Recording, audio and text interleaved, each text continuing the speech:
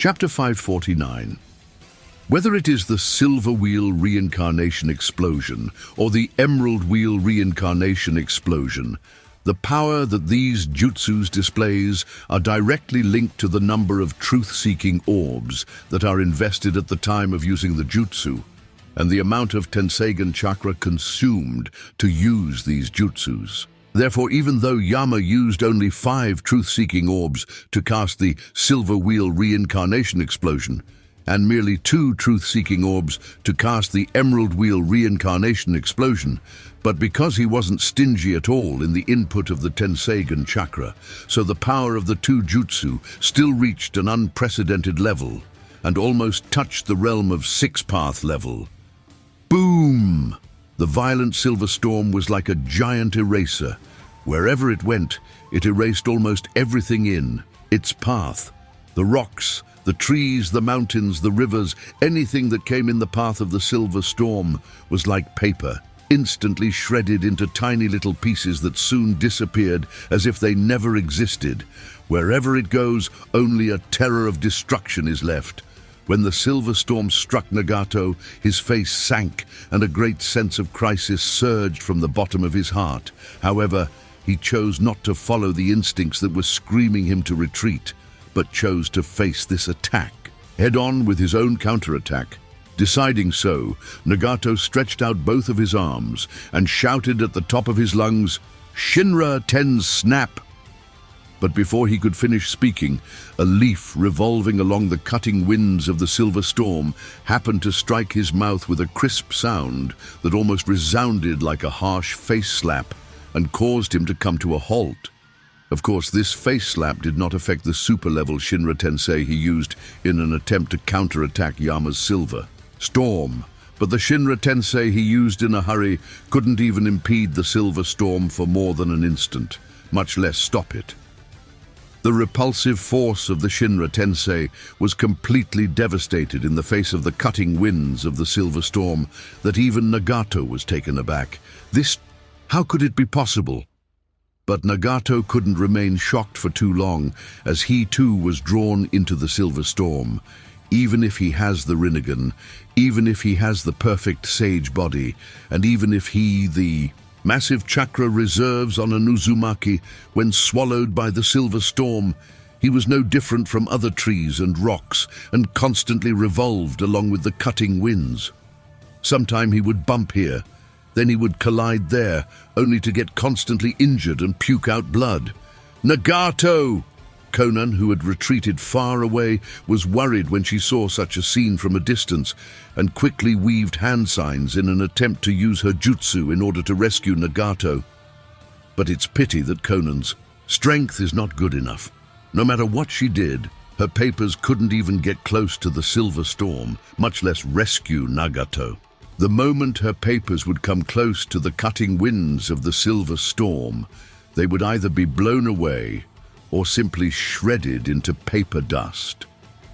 No matter how much chakra she injected into her papers, she couldn't even bring her papers in the close vicinity of the silver storm, and it didn't take very long for Konan to realize that Yama's jutsu has an inexplicable restraining effect on her dance of the Shikigami at this rate, let alone rescue Nagato from that violent silver storm or intervene in the battle between Nagato and Yama. Even getting close to the battlefield would result in her instant death. Although worried and helpless, Konan still bit her lower lip and grit her teeth while continuing to try and help Nagato.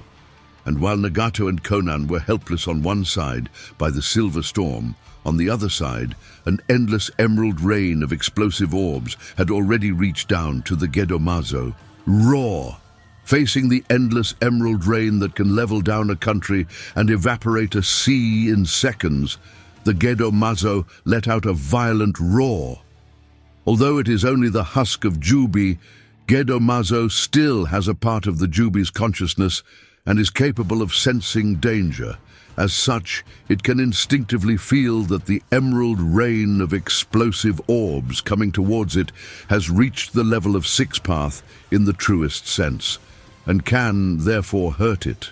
But of course, it isn't capable of dodging the rain directly, as the Emerald Rain covers a vast territory. So the best it can do at this moment is to protect itself to the best of its abilities. As for the two Jinchuriki, Gedomazo didn't have any time or IQ to be able to take care of the two of them. Boom, boom, boom, boom, rumble, boom, boom. When the emerald rain of explosive orbs that contained full input of the Tenseigan chakra Yama could use at a time hit Gedomazo, the scene reminded certain onlookers of a flatboat drifting in the most violent sea storm. Just like a flatboat could only drift with the waves and barely avoid being swept by the sea storm, Gedomazo could only do its best to take the attack head-on and barely bear the pain as it continued to roll through the battlefield and constantly moved far away from the two Jinchuriki under Yama's directive. Seeing that he had successfully separated the Nagato and Gedomazo from the two Jinchuriki, Yama was slightly relieved and immediately stopped the both Emerald Wheel Reincarnation Explosion and Silver Wheel Reincarnation Explosion. Phew!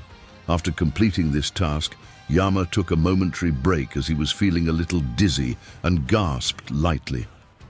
Even if he is using the giant Tenseigan's chakra for the input while casting these jutsu, using two six-path level jutsu at the same time is still somewhat difficult for the current him. Although slightly burdensome, fortunately, his approach worked, and the first step of the objective is completed. Now for the second step, his side has to take custody of the two Jinchuriki. At this moment, the Mizukage Yagura and Killer Bee, who were freed from the grasp of Nagato and Gedomazo, became the focus of contention between the two sides. On Akatsuki's side, Madara and the hidden Zetsu took immediate action to recapture the two unconscious Jinchuriki, while on Amatsukami's side, Homusubi, who has been calmly waiting for the opportunity, rushed towards his targets. The speed of both sides is extremely fast, and in the blink of an eye, both of them are about to collide together. After discovering Madara and Zetsu's intentions of interfering with his objective, Yama no longer had any time to gasp for breath and started to make preparation for using another Tenseigan jutsu in order to interrupt them so that Homusubi can take custody of the two Jinchuriki without any problem. But before Yama could make his move, a violent suction force acted on his body and interrupted him. Using his Tenseigan vision, Yama instantly realized that this attack was made by the bloody Nagato, who has just jumped out and shouted while clenching his fists, "If you think that that's all I have, then you are sorely mistaken.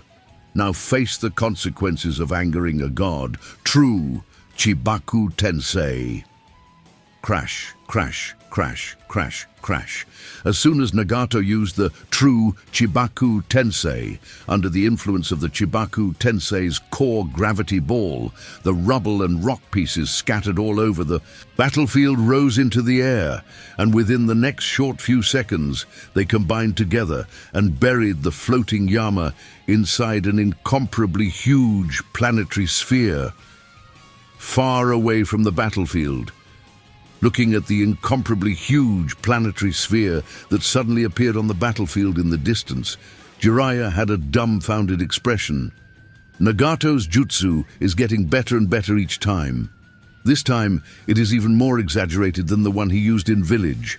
Whether it is the speed of the formation of the planetary sphere or the size of the planetary sphere, it is several times stronger compared to the last time he used this jutsu.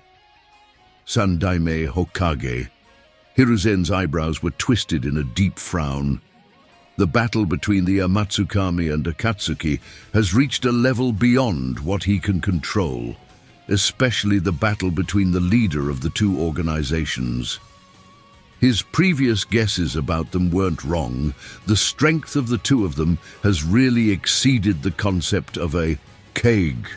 Witnessing such a battle again reminded him of his childhood when he watched the final battle between the god of shinobi Senju Hashirama and Uchiha Madara at the Valley of the End.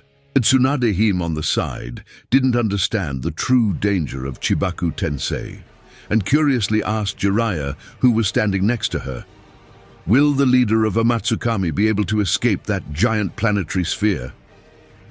Jiraiya was about to nod, but then paused, and after thinking a little, he said with a bitter expression, "This, how do I know whether he can escape it or not?"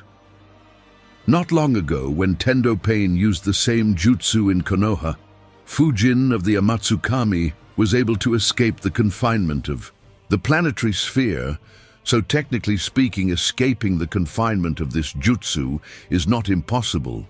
But the thing is that the planetary sphere that Fujin escaped from was used by Tendo Pain, but now it is personally used by Nagato. Although the same jutsu, the difference between their level is still completely different. No, it should be better to say that the two are not in the same dimension at all. Tsuchikage Onoki said faintly, "If the leader of Amatsukami cannot escape the confinement of that planetary sphere, then the history of the 5 great shinobi villages will probably end tonight." Sigh. How can such monstrous people emerge in the shinobi world without us Kaga even getting a whisper about them? Just when everyone was uneasy and worried that Yama wouldn't be able to escape the confinement of the Chibaku Tensei, suddenly, a dazzling golden light that illuminated the entire night sky emerged from inside the giant planetary sphere and cut through the sky. That is... The sudden appearance of the dazzling golden light in the dim night forced the people of the 5 great shinobi villages on the far edge of the battlefield to block their eyes with their hands, as adapting to the sudden light was difficult for them, and they couldn't directly look at it. Of course, there were still a few exceptions, who reacted immediately and adjusted their eyes, or the types that didn't need to adapt at all. One such example is the Toad Sanin Jiraiya. Since Jiraiya is currently in the Senin mode, he didn't need to adapt and was able to clearly see the source of the golden light and muttered, "That's the same golden sword. If he can still use this jutsu, he should be fine." Jiraiya obviously clearly recognized the golden sword that was used by Yama back in Megakure. Tsunadeheim's cheeks twitched and she can't help but mutter silently, "Sword? What are you talking about, Jiraiya? How can there be a sword in this world with a blade length spanning several kilometers?"